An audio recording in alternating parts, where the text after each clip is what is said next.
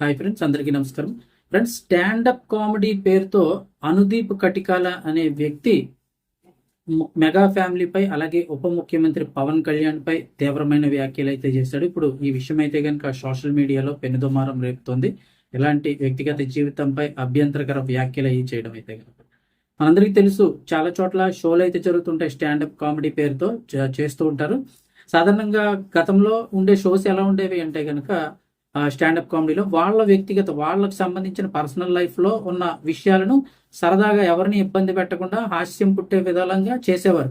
అంటే వాళ్ళు ఎక్కడికైనా వెళ్ళినప్పుడు జరిగిన ఇన్సిడెంట్ని ఒక సరదాగా సన్నివేశాలు జోడించి చెప్తూ ఉండేవారు.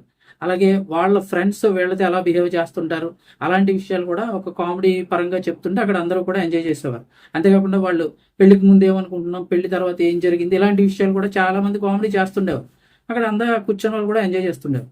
ఇది ఇంకా ఇంకా ఇంకా ఏదో చెయ్యాలనుకోవడం ఏంటో మరీ ఎక్కువైపోయి ఇతరుల వ్యక్తిగత జీవితాల్లో వారు పర్సనల్గా జరిగినటువంటి విషయాలపై అది కామెడీ అనుకుని వ్యంగ్యంగా మాట్లాడడం అనేది, అది ఎంతవరకు కామెడీ అనేది నెటిజన్లు అయితే ప్రశ్నిస్తున్నారు. ఇదేం కామెడీ అని చెప్పేసి ఇలా వ్యక్తిగత జీవితాలను కించపరిచేలా మాట్లాడడంతో ఆగ్రహించిన అభిమానులు అతనిపై దాడికి కూడా ప్రయత్నించారు.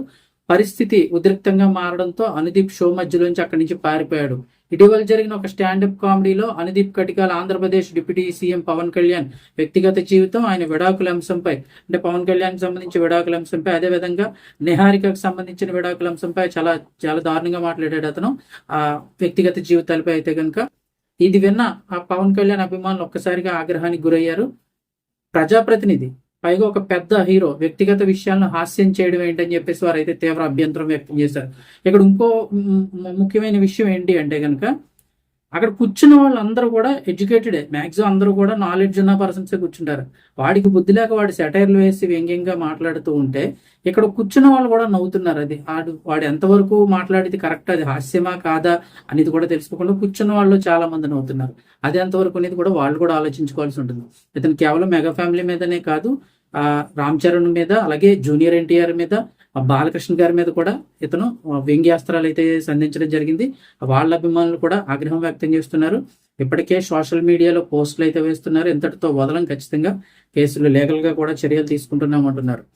ఇక కామెడీ పేరుతో వ్యక్తిగత జీవితంపై హద్దు దాటి కామెంట్స్ చేయడం ఏంటంటూ నెటిజన్లు సోషల్ మీడియా వేదికగా ప్రశ్నిస్తున్నారు. సెలబ్రిటీల కుటుంబాలను వివాదాలలోకి లాగడం హాస్యం అనిపించుకోదని, ఇక్కడ సెలబ్రిటీలనే కాదు, మామూలు పర్సన్స్ అయినా వాళ్ళ వ్యక్తిగత జీవితాల్లో సంఘటనలు, అంటే ఎదుటి వ్యక్తిగత జీవిత సంఘటనలో ఇలా కామెడీ చేయకూడదు. వాడికి కావాలంటే వాడి పర్సనల్ విషయం మీద కామెడీ చేసుకోవచ్చు, అక్కడ వరకు రైట్ ఉంటుంది తప్ప సెలబ్రిటీలైనా నార్మల్ పర్సన్ అయినా వాళ్ళ పర్సనల్ థింగ్స్ కామెడీ చేయడం అనేది ఎవరికి రైట్ ఉండదు. ఇది కేవలం చీప్ పబ్లిసిటీ కోసం, అంటే పవన్ లేకపోతే పెద్దవాళ్ళని విమర్శిస్తానో, బాలకృష్ణ గారి మీద ఇలాంటి ఎవరి మీద సెటైర్లు వేస్తే ఒకసారిగా లైమ్ లైట్లోకి వచ్చేస్తామని చాలా మంది అభిప్రాయపడుతుంటారు. ఇప్పుడు ఇతని మీద అయితే కనుక ఊరుకోవటం లేదు. ఇంకా అదే విధంగా షో నిర్వహించే నిర్వాహకులపై కూడా ఇప్పుడు ప్రశ్నలు అయితే సంధిస్తున్నారు. ఇలాంటి కామెడీని ఎంతవరకు ఎంకరేజ్ చేస్తారు, అంటే సెటైర్ అనేది ఎంతవరకు ఉండాలి, స్టాండప్ కామెడీకి హద్దులు ఉండవా, ఎంతవరకు కామెడీ చేయొచ్చు, ఎవరు విషయాలు పెడితే అది మాట్లాడేయచ్చా, అంటే కొంతమంది ఎవరైనా సెలబ్రిటీస్ ఉంటే వాళ్ళని అనుకరించడం, పాలన వల్ల అక్కడికి వెళ్తే ఎలా ఉంటారు, ఇలా సరదాగా అనుకరిస్తుంటారు. దగ్గర పర్సనల్ విషయాల్లోకి వెళ్ళి ఎందుకు కామెడీ చేస్తున్నారు, అది మీరు ఎలా ఒప్పుకుంటున్నారని ఈవెంట్స్ నిర్వహణలపై కూడా మండిపడుతున్నారు. చూద్దాం మరి ఏం జరుగుతుందని. దీనిపై మీ అభిప్రాయాన్ని కూడా కామెంట్ సెక్షన్ లో తెలియజేయండి.